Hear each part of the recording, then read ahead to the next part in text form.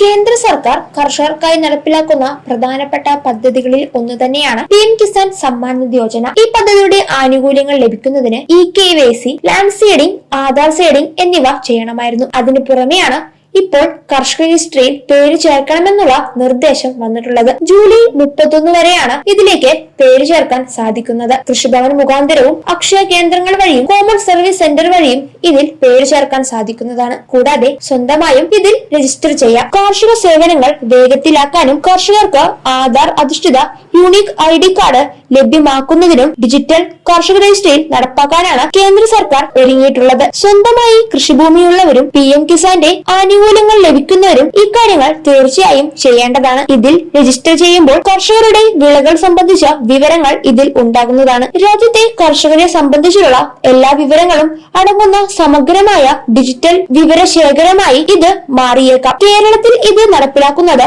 സംസ്ഥാന കൃഷി വകുപ്പ് മുഖേനയാണ്. കുറഞ്ഞ വായ്പ, കാർഷിക ഉൽപാദനോപാധികൾ, പ്രാദേശിക പ്രത്യേകതകൾ കണക്കിലെടുത്തുള്ള നിർദ്ദേശങ്ങൾ, വിപണികളെ പറ്റിയുള്ള അറിവ്, അതിലേക്കുള്ള പ്രവേശനം എന്നിവ ഇതിലൂടെ സാധ്യമാകുന്നതായിരിക്കും. കൂടാതെ വിവിധ പദ്ധതി ആനുകൂല്യങ്ങളും സേവനങ്ങൾക്കുമായി പ്രത്യേകമായി ഇനി അപേക്ഷ സമർപ്പിക്കേണ്ടി വരില്ല. ഓൺലൈനായി തന്നെ അപേക്ഷ നൽകാനുള്ള സാഹചര്യം വന്നേക്കാം. സേവനങ്ങൾ വേഗത്തിലാക്കാനും കർഷകർക്ക് ആധാർ അധിഷ്ഠിത യൂണിക് ID കാർഡ് ലഭിക്കുന്നതിനും ഇത് സഹായിക്കുന്നതാണ്. കേന്ദ്ര സർക്കാരിന്റെ വിവിധ പദ്ധതി ആനുകൂല്യങ്ങളും സേവനങ്ങളും ലഭിക്കുന്നതിനുള്ള ഡിജിറ്റൽ തിരിച്ചറിയൽ കാർഡായി ഇത് മാറിയേക്കാം. കൂടാതെ സംസ്ഥാന സർക്കാരിന്റെയും ആനുകൂല്യങ്ങൾ ലഭിക്കുന്നതിന് ഇത് നിർബന്ധമാകും. കർഷക രജിസ്ട്രിയിൽ ഒരിക്കൽ രജിസ്റ്റർ ചെയ്യുന്ന കർഷകർക്ക് പൊതുമേഖലാ ബാങ്കുകളുടെ കൂട്ടായ്മയിൽ നിന്നും മുൻകൂറായി അംഗീകരിച്ച വായ്പകൾ നേരിട്ടുള്ള പരിശോധന ഒഴിവാക്കി ഡിജിറ്റലായി തന്നെ ലഭ്യമാകുന്നതാണ്. ആധാർ കാർഡ്, വസ്തുവിന്റെ നികുതി അടച്ച സർട്ടിഫിക്കറ്റ്, ആധാറുമായി ലിങ്ക് ചെയ്തിട്ടുള്ള മൊബൈൽ നമ്പർ